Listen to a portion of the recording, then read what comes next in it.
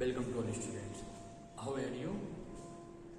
And our chapter 5 is completed with one revision, and we analyze some MCQs questions and some related questions also. Now we have in today start second revision. We will going to proceed our first chapter first and revision and MCQs. Some MCQs and which types of questions asking in this chapters I will discuss you. And now today's topic is revision of an MCQs of chapter first. And chapter first says that planning in sports. And what do you mean by planning? Planning, what is planning?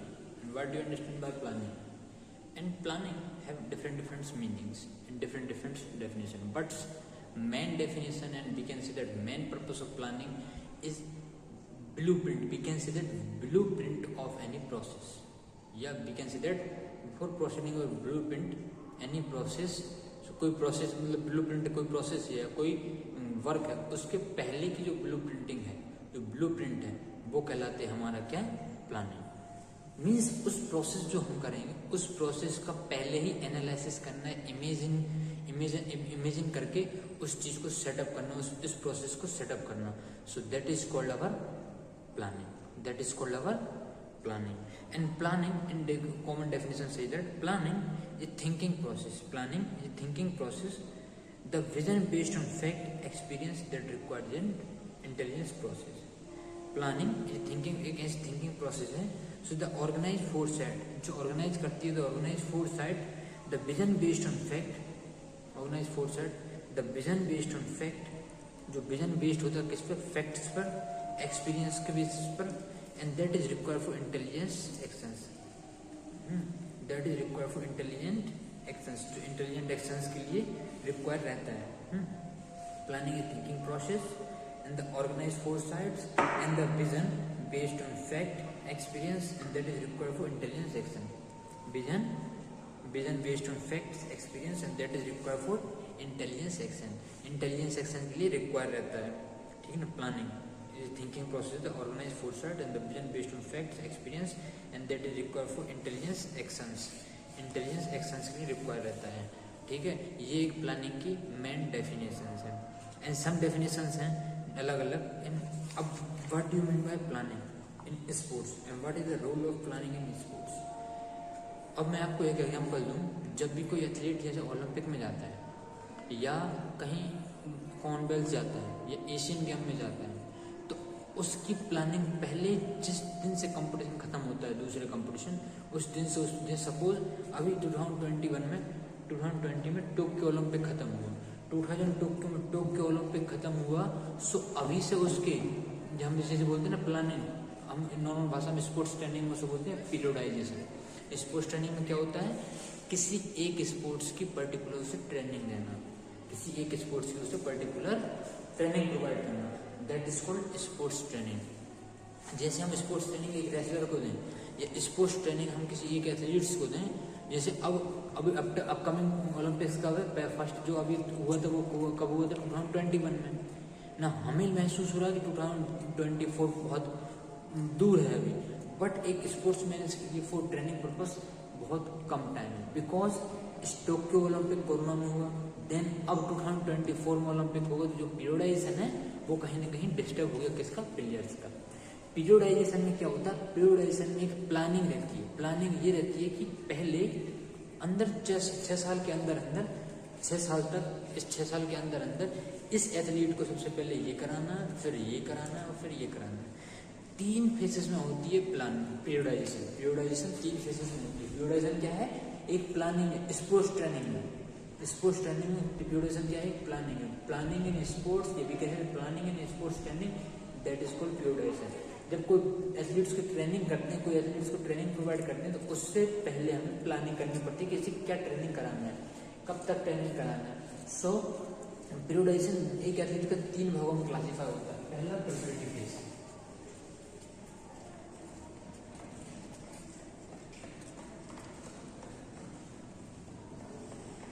दूसरा main phase,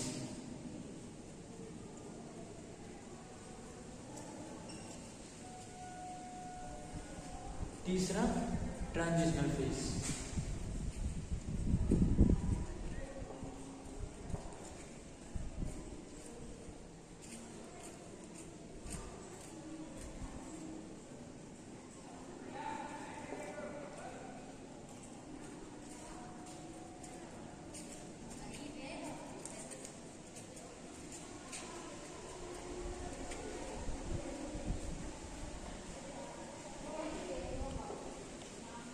transitional phase ये complete phase के रहते हैं फ्लूइडाइजेशन।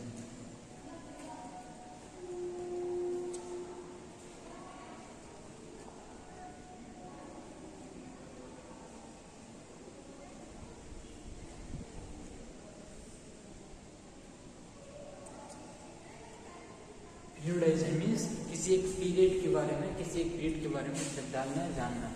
सो फ्लूइडाइजेशन क्या है? फ्लूइडाइजेशन based है। फ्लूइडाइजेशन जो किसी भी एथलेटिक्स का होता है, फ्लूइडाइजेशन बेस्ड होता है 3 कंपोनेंट्स बेसिस पर, preparatory phase, main phase and transitional phase.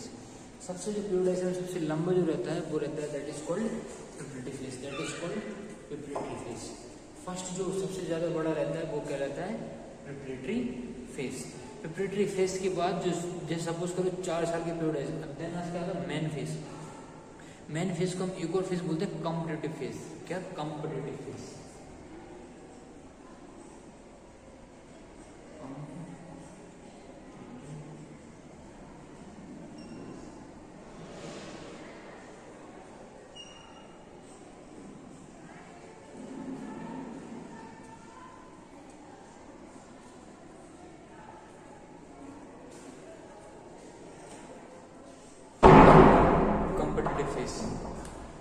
competitive phase is it.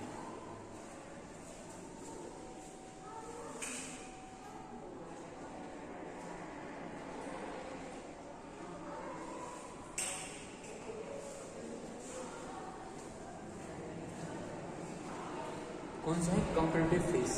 तो यहाँ प्रिपरेशन 3 को हम डिवाइड करते हैं, प्रिपरेटरी फेज, मेन फेज, जिसे हम कॉम्पिटिटिव फेज बोलते हैं, now transitional phase. Now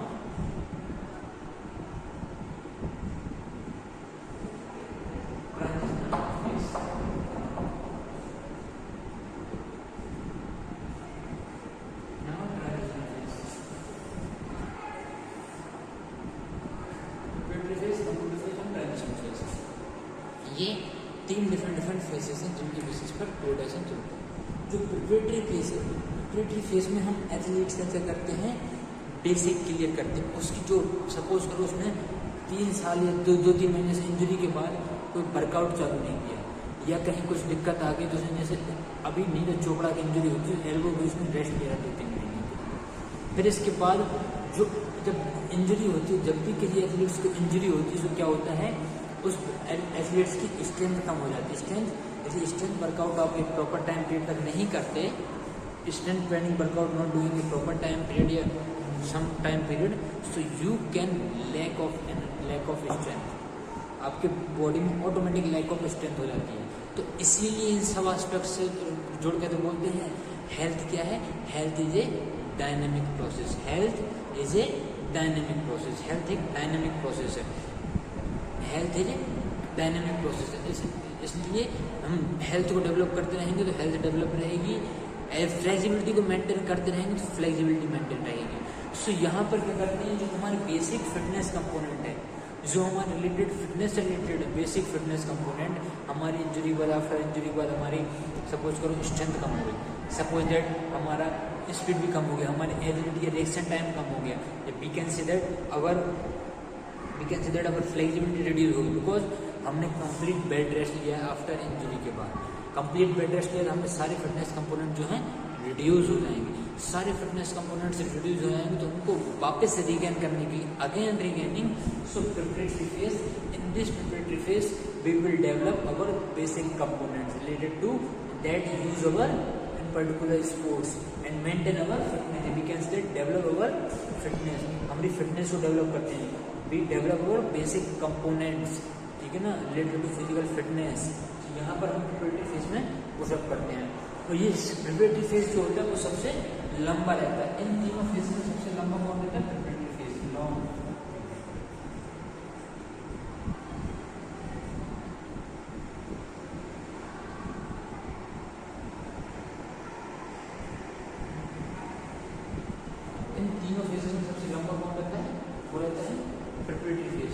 faces में सबसे लंबा फेस प्रिपरेटरी फेस। तीनों फेसेस में सबसे लंबा फेस कौन सा है? प्रिपरेटरी फेस, सबसे लॉन्ग फेस, ठीक है ना।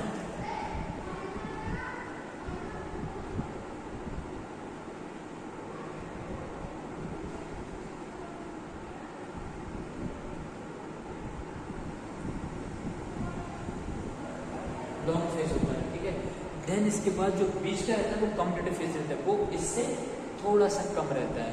इसमें क्या करते हैं, जब आपकी बेसिक क्लियर होगी, सब बेसिक क्लियर होगी, तो इसमें मेन फोकस ये रहता है आपकी स्किल्स पर, परफेक्शन में स्किल्स। आपके स्किल्स जो पर्टिकुलर डिफरेंट स्पोर्ट्स में हैं या आपके जिस फील्ड में है, या रनिंग कर रहे हैं, एथलीट हैं या फुटबॉलर हैं, तो मोस्ट ऑफ द कंपटीशन खिलाते हैं उनसे। हम देखा होगा ना, ये टीम यहाँ खेलने गई, वो टीम वहाँ खेलने गई है। ओलंपिक खेलने से पहले यदि ओलंपिक से पहले कोई यदि वर्ल्ड कप होता है या वर्ल्ड चैंपियनशिप होती है, तो वहाँ पर हमारे एथलीट खेलने जाते हैं। क्यों? क्योंकि उनको जब कंपटीशन में फेस करते हैं तो उनके अपोनेंट से जो कंपटीशन फेस करते हैं वहाँ पर अपोनेंट के साथ उनकी फिजिकल फिटनेस डेवलप, इसके से डेवलप होती है। फिजिकल फिटनेस के साथ तो डेवलप हो ही गई थी, बेसिक हम डेवलप करेंगे फिजिकल फिटनेस। तो यहाँ पर क्या डेवलप होता है, अपनी स्किल्स को डेवलप करते हैं, स्किल्स डेवलप होती हैं। और कंपटीशन फेज को फेस करने के लिए, टैकल करने के लिए टॉलरेंस पावर डेवलप होती है। हम कंपटीशन फेज में क्या करते हैं, हम मेन कंपटीशन के पहले भी बहुत सारे कंपटीशन खेलते हैं, बहुत सारे कंपटीशन खेलते हैं, ताकि जब मेन कंपटीशन आए तो वहाँ पर हम इजीली टैकल कर सकें और इजीली अपने गेम्स में अपना परफॉर्मेंस एनहांस कर सकें। नाउ आता है आपका third phase, transitional phase. Transitional phase में क्या होता है, रिकवरी फेज। अब रिकवरी का मतलब ये नहीं कंप्लीट बेड रेस्ट। रिकवरी का मीन्स जिस पर्टिकुलर स्पोर्ट्स को खेल रहे हैं उसके अलावा आपको रिक्रिएशन गेम खेलना है। रिक्रिएशन गेम क्या? अपनी बॉडी को रिलैक्स करने वाले games. We can say that आप अपनी बॉडी को रिलैक्स करते रहो और मतलब थोड़ा बहुत छोटे मोटे नॉर्मल गेम्स खेलते रहें अपने एंजॉयमेंट्स के लिए। जैसे हम क्रिकेट की देखिए, क्रिकेटर्स जो हैं प्रिपरेटरी फेज चलता है, सपोज करो वर्ल्ड चैंपियनशिप चली है, फुल टूर्नामेंट चला, उससे पहले प्रिपरेटरी फेज चला। प्रिपरेटरी फेज में मेन फेज चला। मेन फेज में क्या होता है, कंपटीशन। मेन फेज में क्या होता है, कंपटीशन। कंपटीशन में क्या होता है, कंपटीशन फेज एनालाइज करते हैं। मेन फेज में क्या होता है, कंपटीशन। मेन फेज में कंपटीशन एनालाइज करते हैं। एनालाइज में कंपटीशन में क्या, वो अपनी स्किल को परफॉर्मेंस एनहांस करने की कोशिश करते हैं, स्किल्स परफॉर्मेंस एनहांस करते हैं और अपने आप का कंपटीशन फेज में उतारते हैं। नाउ आपका आता है ट्रांजिशन फेज, कंपटीटिव फेज। और आपका ट्रांजिशन फेज में क्या होता है, ट्रांजिशन फेज में आपका क्या होता है, रिकवरी फेज होता है। इसमें रिलैक्स देते हैं बॉडी को। जो हमने कंपटीशन और अपने मेन परफॉर्मेंस किया उसके कंपेरिजन में यहाँ पर रिलैक्स के लेने का, इसलिए बोलते हैं ट्रांजिशनल फेज। ट्रांजिशन फेज में सपोज करो क्रिकेटर्स है, क्रिकेटर्स अपने वर्ल्ड चैंपियनशिप खेल रहा है या कोई चैंपियनशिप खेल रहा है, तो क्रिकेटर अपनी चैंपियनशिप खेलेगा, तो वहाँ पर क्या हो जाएगा, क्रिकेटर अपनी कोई चैंपियनशिप खेलेगा तो वहाँ पर रिकवरी फेस करने के लिए क्या करेगा, जैसे कंपटीशन निकल गया, कंपटीशन हो, अब हमें 2-3 महीने के रिकवरी ट्रांजिशन फेज चल रहेगा, 2-3 महीने का ट्रांजिशन फेज चलेगा। मैंने पहले बताया ट्रांजिशन फेज क्या होता है, सबसे शॉर्ट पीरियड ऑफ टाइम होता है, short period time. Transition preparatory phase long period of time होता है, preparatory phase long period of time होता है, और transition phase short period of time होता है। Transition phase short period of time होता है। यहाँ पर क्या होता है, शॉर्ट पीरियड ऑफ टाइम में रिकवरी प्रोसेस। तो क्रिकेटर्स जो है, क्रिकेटर क्या करेंगे, इसमें फुटबॉल खेलेंगे, इसमें अपने एंजॉयमेंट के लिए बैडमिंटन खेलेंगे। फिज भी देखा है, फिज भी एक दिन से बीच पे जो खेलते हैं ना, एक सर्कुलर रहता है, तो उसे ऐसा फेंकते हैं, वहाँ मुड़ती है तो उसे कैच करते हैं। वो सैंड में बहुत सारा होता है, बीचेस पे बहुत सारे खेलने को अक्सर देखने को मिलता है कि खेलते हैं। फिज भी तो ऐसे गेम इसमें इंक्लूड करते हैं ट्रांजिशन में, जिसमें बॉडी पर लोड नहीं पड़ता मगर हमारा रिक्रिएशनल चलता रहता है, हम एंजॉय करते रहते हैं उस चीज़ को। So now preparatory, main phase and transition phase, 3 phase complete चलते हैं। ये आपका पीरियोडाइजेशन। पीरियोडाइजेशन क्या है, किसी भी स्पोर्ट्स ट्रेनिंग में जब हम कोई एथलीट्स को कोई ट्रेनिंग देते हैं तो उसका क्या है, उसको एथलीट्स को ट्रेनिंग दें तो उसका प्री प्लान है, यदि कैसे ब्लू प्रिंट है किसी भी उसका। सो यहाँ पर क्या है, पीरियोडाइजेशन।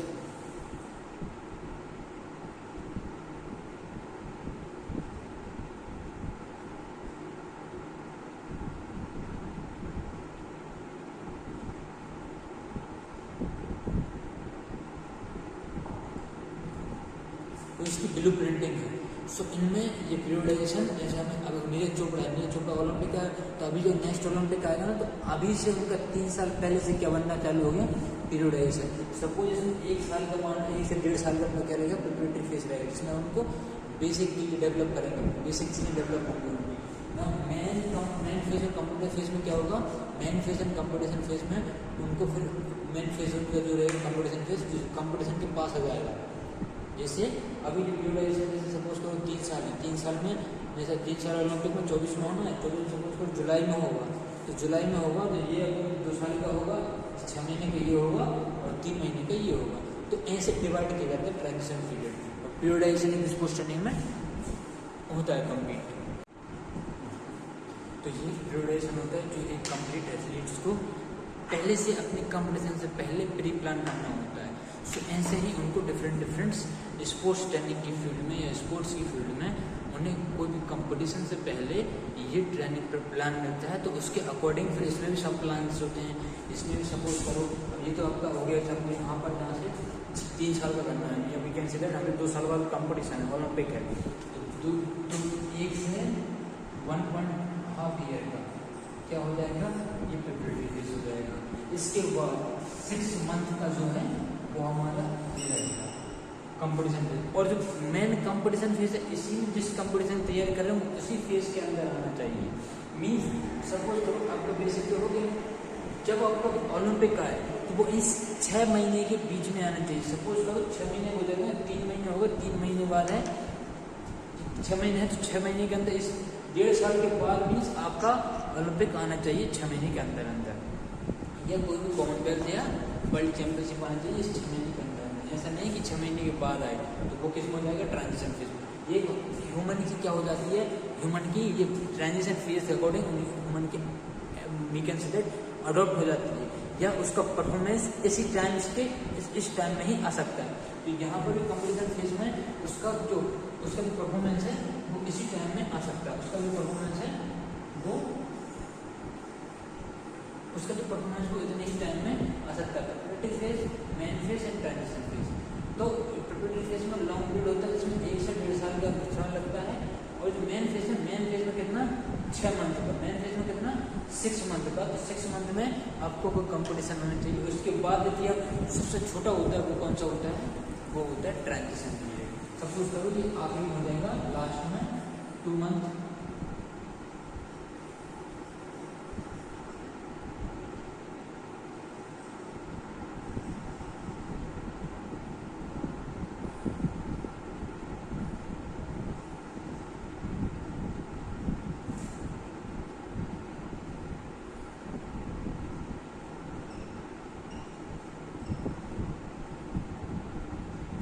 ये लास्ट हो जाएगा ट्रांजिशन फेज। सपोज करो 2 मंथ का या 3 मंथ का। सो ऐसे ये पूरा प्रिपरेशन चलता है एक किसी स्पोर्ट्स के लिए। और ये क्या है, एक प्री प्लान है, ये ब्लूप्रिंट है कोई कंपटीशन का। सो ऐसे ही डिफरेंट अब जब भी अब आते हैं, ये तो प्लानिंग होगी। अब भाई जब कंपटीशन होता है, कोई ऑर्गेनाइज होता है कंपटीशन, जब कोई कंपटीशन ऑर्गेनाइज होता है तो उससे पहले हम क्या करते हैं, बहुत सारी अपनी प्रिपरेशन चालू करते हैं। कोई भी कंपटीशन होता है तो उससे पहले हम बहुत सारी अपनी प्रिपरेशन चालू करते हैं। सो अब प्लानिंग क्या होगी, अब प्लानिंग ऑब्जेक्टिव्स क्या हैं, डिफरेंट प्लानिंग क्यों जरूरी है। प्लानिंग हमारे बहुत सारे कारणों से जरूरी है। लास्ट मसल में भगदड़ ना मचे, लास्ट में सुपरवाइज ऑल एक्टिविटी, ईजिली सभी एक्टिविटी को ईजिली सुपरवाइज कर सकें। टू कोऑर्डिनेट सक्सेसफुली, एक नीचे वाले से ऊपर वाले को दोनों को ईजिली कोऑर्डिनेट कर सकें। देन टू अवॉइड मिस्टेकों को अवॉइड करना, मिस्टेक्स ना हो कोई भी, उसको अवॉइड करना।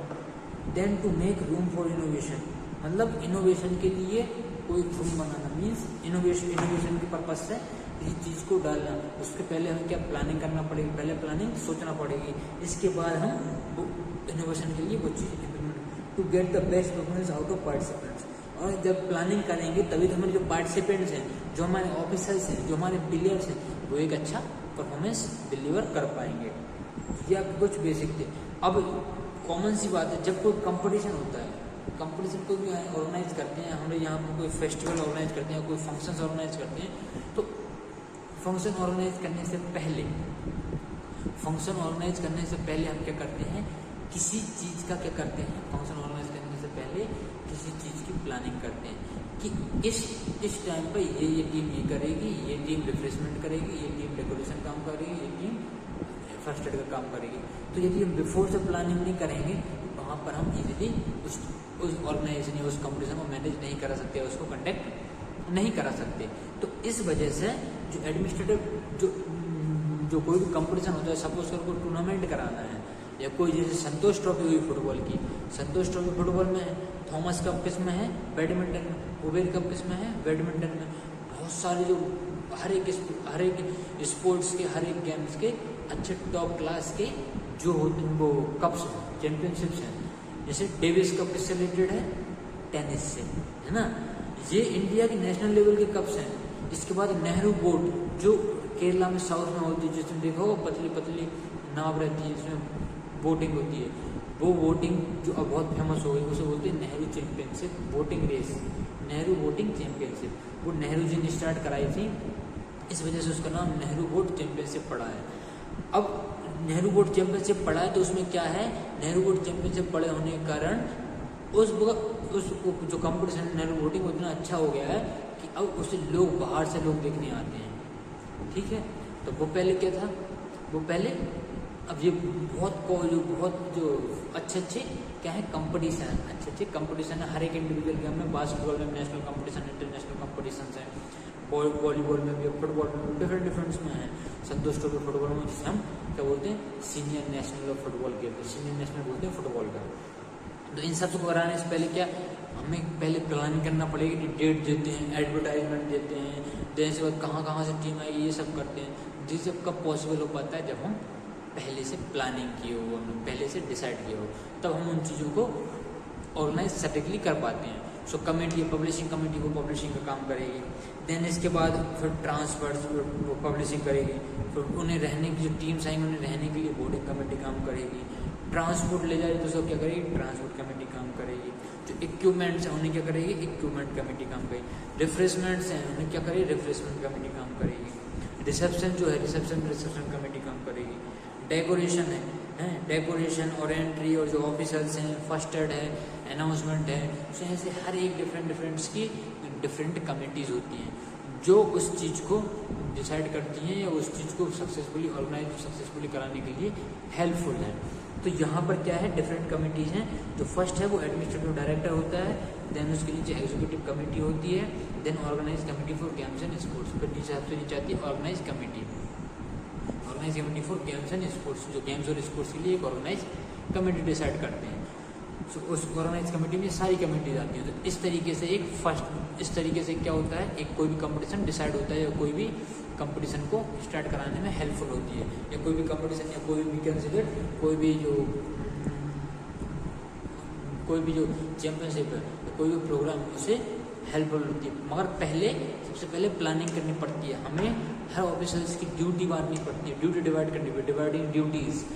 देन इसके बाद क्या क्या हमें प्रोसीड करना है, तो इन सबको पहले प्लान किया जाता है। तो इसीलिए प्लानिंग को क्या बोलते हैं, blueprint of any process. Means जो आप तो पर्टिकुलर मतलब रियलिटी में जो एग्जीक्यूट करोगे वो उससे पहले आपने जो इमेजिन किया उसको इमेजिन करने के बाद आप इम्प्लीमेंट करोगे। जैसे हमने नहीं देखा कि हम मूवमेंट करते हैं, तो मूवमेंट को कैसे मूवमेंट होता है, पहले उसे एनालाइज करते हैं कि ऐसे जंप लेनी है, वन हैंड हॉपिंग लेनी है, तब जाके हम उसे एग्जीक्यूट करते हैं, तब जाके हम उसे परफॉर्म करते हैं। तो सेम प्लानिंग की सिचुएशन है। जब प्लानिंग में क्या करते हैं, सेम प्लानिंग सिचुएशन, जब प्लानिंग में क्या करते हैं, पहले उसका ब्लूप्रिंट निकाल लेते हैं, इमेजिनरी लाइन इमेजिन कर लेते हैं कि हम ऐसे ऐसे परफॉर्म करेंगे, ऐसे ऐसे कोई भी कंपटीशन डिसाइड करेंगे। देन उसके बाद हम उस चीज़ को या उस ब्लूप्रिंट या जो हमने प्लानिंग की उसको एग्जीक्यूट करने की कोशिश करते हैं, और प्लानिंग को जो भी हमारा ऑर्गेनाइजेशन परफॉर्मेंस है, या वी कैन से दैट कोई चैंपियनशिप है, उसे सक्सेसफुली कंडक्ट करा पाते हैं। सो प्लानिंग का बहुत रूल और डिफरेंट कमेटी हैं जो डिफरेंट रिस्पॉन्सिबिलिटी लेती हैं, और डिफरेंट रिस्पॉन्सिबिलिटी पे बेसिस है। अब जो प्लानिंग होती है, प्लानिंग सबसे इम्पोर्टेंट है किस पर्पज से, कि कोई भी ऑर्गेनाइजेशन को सही इम्प्लीमेंट। अब जब प्लानिंग होगी तो भागदड़ नहीं होना चाहिए, मीन्स सक्सेसफुली होगा। इससे अपने ऑफिसर्स जो हैं, जो वर्क करेंगे, उन्हें रिइंफोर्समेंट मिलेगा, रिवॉर्ड्स मिलेगा। तो जिससे उनका मोटिवेशन बढ़ेगा। कोई भी इफेक्टिव काम करने के लिए सबसे पहले हम प्लानिंग करते हैं, है ना। जैसे कोई भी एग्जाम देते हैं तो एग्जाम से पहले हम सिलेबस डाउनलोड करते हैं, सिलेबस को पढ़ते हैं, तो वो क्या है, एक प्लानिंग है। विदाउट सिलेबस या हम विदाउट कोई डायरेक्शन नहीं हो तो हम क्या मानेंगे, इधर उधर भागेंगे, हम अपने लक्ष्य की ओर भी कैसे अपने टारगेट को अचीव नहीं कर सकते। सो प्लानिंग बहुत इंपॉर्टेंट है कोई भी टारगेट को अचीव करने के लिए, या कोई भी प्रोग्राम को सक्सेसफुल बनाने के लिए, या कोई भी थिंग को अच्छे से हैपन होने के लिए प्लानिंग बहुत इंपॉर्टेंट है। सो प्लानिंग में क्या होता है, डिफरेंट एक्टिविटीज़ करते हैं, ऐसे सिचुएशन को हैंडल करते हैं, या कई डिफरेंट कमिटीज रिस्पॉन्सिबल होती हैं, तो ईजिली फिर प्लानिंग से क्या ईजिली कंट्रोल करने में हेल्प मिलती है। नीचे से लेकर ऊपर तक की सारी कमेटी में कंट्रोल रहता है, क्योंकि एक जो व्यक्ति है वो कोई भी एक पर्सन कोई भी किसी भी स्पोर्ट्स को या किसी चीज़ को कंप्लीट कराने में सक्षम नहीं हो सकता, तो इसलिए सबको मिलकर काम करना पड़ता है। तो प्लानिंग में क्या होता है, प्लानिंग पहले से करते हैं तो ईजिली कोऑर्डिनेट हो जाती है ये कुछ चीज़ें। सो ये आपका प्लानिंग इन स्पोर्ट्स था। Thank you, have a nice day.